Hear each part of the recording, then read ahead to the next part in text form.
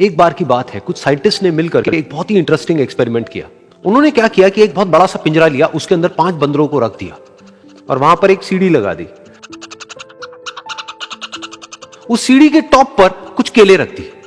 फिर उन साइंटिस्ट ने क्या किया कि जैसे ही कोई भी बंदर उस सीढ़ी पर चढ़ता केलों तक पहुंचने के लिए, तो ऊपर से ठंडे पानी की बारिश करने लग जाते।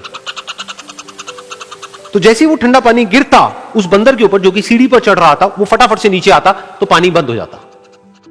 फिर दोबारा से कोई और बंदर उस सीढ़ी पर चढ़ता उन केलों तक पहुंचने के लिए, दोबारा से यही होता। दोबारा से ऊपर से ठंडे पानी की बारिश होती, वो बंदर जैसे ही नीचे आता दोबारा से बारिश बंद हो जाती।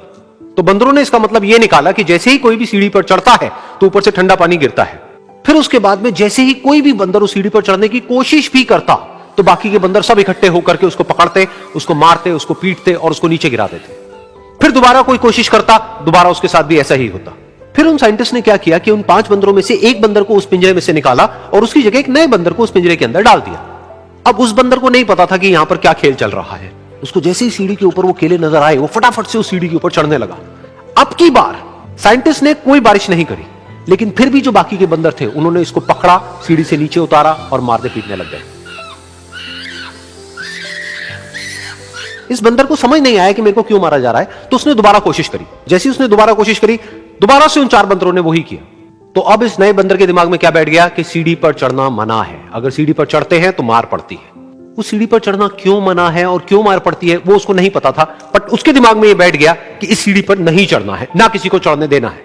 फिर दोबारा से उन साइंटिस्ट ने क्या किया कि जो पुराने 4 बंदर थे उसमें से एक बंदर को निकाला और एक नए बंदर को उसी जगह पर डाल दिया। अब इस नए बंदर ने भी वही किया जो इससे पहले वाले ने किया था, यानी कि वो भागता हुआ गया, उस सीढ़ी के ऊपर चढ़ने की कोशिश करी, उन केलों तक पहुंचने की कोशिश करी। बाकी 4 इकट्ठे हो गए और उन्होंने उसको मारा पीटा, सीढ़ी से नीचे गिरा दिया। उसको कुछ समझ नहीं आया, उसने दोबारा कोशिश करी, दोबारा उसके साथ यही हुआ। और अब इस बंदर के दिमाग में भी यही बैठ गया कि सीढ़ी पर चढ़ना मना है और सीढ़ी पर चढ़ने से मार पड़ती है।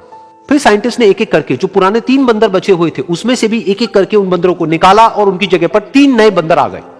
अब ये 5 बंदर नए थे और किसी को भी ये नहीं पता था कि उस सीढ़ी पर चढ़ना मना क्यों है, लेकिन उन सबके दिमाग में बैठा हुआ था कि सीढ़ी पर चढ़ने से मार पड़ती है। तो कोई भी कोशिश नहीं कर रहा था, जबकि अब कोई ठंडे पानी की बारिश भी नहीं हो रही थी। वो चाहते तो आराम से उस सीढ़ी पर चढ़ते, केले तोड़ते और आपस में बांट करके खा लेते। बिल्कुल ऐसा ही हम लोगों के साथ भी होता है, यानी कि इंसानों के साथ भी होता है। हजारों साल पहले कोई प्रथा बनी होती है, कोई रीति रिवाज होता है जिसके पीछे कोई ना कोई वजह होती है, लेकिन वो वजह खत्म होने के बाद भी वो प्रथा चलती रहती है, वो रीति रिवाज चलते ही रहते हैं। किसी में इतनी हिम्मत नहीं होती है ये पूछने की कि हम क्या कर रहे हैं, क्यों कर रहे हैं। बस सबको ये पता होता है कि ऐसा ही होता है।